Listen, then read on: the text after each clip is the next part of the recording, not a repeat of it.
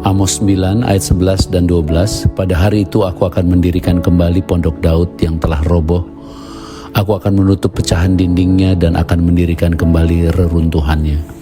Aku akan membangunnya kembali seperti zaman dahulu kala, supaya mereka menguasai sisa-sisa bangsa Edom dan segala bangsa yang kusebut milikku. Demikianlah firman Tuhan yang melakukan hal ini. Nubuatan Tuhan yang disampaikan kepada Israel melalui Nabi Amos adalah suatu rahasia yang indah tentang kasih karunia Bapa yang akan dinyatakan di dalam Tuhan Yesus Kristus. Firman-Nya bahwa Tuhan akan mendirikan kembali pondok Daud yang telah roboh. Pondok Daud adalah kemah yang didirikan oleh Daud ketika membawa kembali tabut perjanjian dari rumah Obed Edom. Tabut perjanjian yang adalah bukti kehadiran Tuhan semesta alam di bumi. Di dalam Taurat, Musa menuntut ritual dan persyaratan korban yang ketat, dan tabut perjanjian harus ditempatkan di ruang Maha Kudus. Orang awam yang tidak sesuai aturan, bahkan imam yang tidak layak, akan mati di hadapan tabut perjanjian Tuhan. Namun Daud mendirikan kemah dan menaruh tabut perjanjian tanpa syarat dan tanpa pemisah apapun.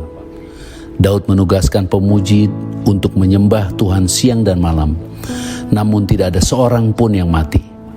Inilah kehendak Bapa. Ia tidak berfirman akan membangun kembali kemah suci menurut aturan Musa, tetapi ia berfirman akan membangun kembali pondok Daud. Inilah kasih-Nya yang sempurna yang akan dinyatakan di dalam Yesus Kristus. Karena kerinduan Bapa, Ia hadir di tengah-tengah kehidupan umat-Nya dan tidak dapat dipisahkan lagi sampai selama-lamanya. Dan untuk mewujudkan kasih-Nya itu, Bapa harus mengorbankan Yesus anaknya yang Maha Kudus dan menjadikan kita kudus oleh persembahan tubuh Tuhan Yesus Kristus di atas kayu salib, satu kali untuk selama-lamanya. Dan inilah yang berkenan di hadapan Bapa. Musa berbicara tentang hukum Taurat, sedangkan Daud menurut arti namanya adalah tentang pribadi yang dikasihi.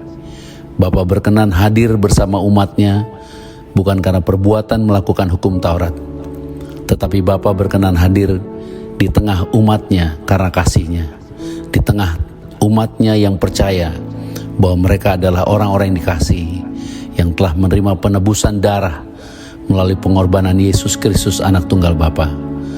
Pemulihan pondok Daud ini adalah gambaran Yesus Kristus yang telah mati di atas kayu salib, dikuburkan dan bangkit dari antara orang mati, menjadi bait suci yang baru untuk menyatakan kehadiran Bapa yang adalah kasih di tengah-tengah dunia ini, agar berkat Bapa dari sorga juga sampai kepada bangsa-bangsa lain.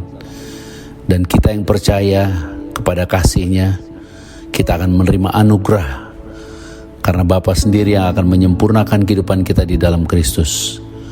Percayalah akan hal itu. Haleluya. Terima kasih Bapa. Terima kasih Tuhan Yesus Kristus.